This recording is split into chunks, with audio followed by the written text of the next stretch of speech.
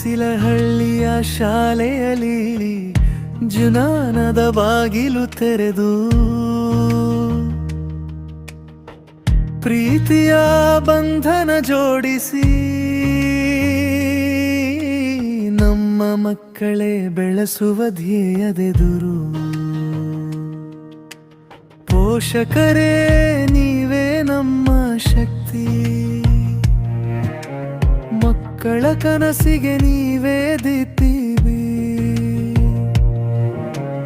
ನಿಮ್ಮ ಜೊತೆಯಲ್ಲಿ ನಮ್ಮ ಪಯಣ ಅನ್ನಿಸುವುದು ಸಾರ್ಥಕ ಸತಿಲತಿ.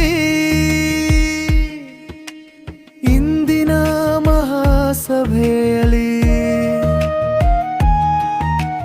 ನಮ್ಮ ಹೃದಯದ ಹಾರೈಕೆ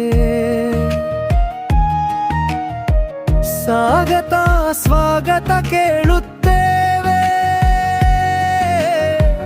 ನಿಮ್ಮೆಲ್ಲರಿಗೂ ಆತ್ಮೀಯ ಆಹ್ವಾನಕ್ಕೆ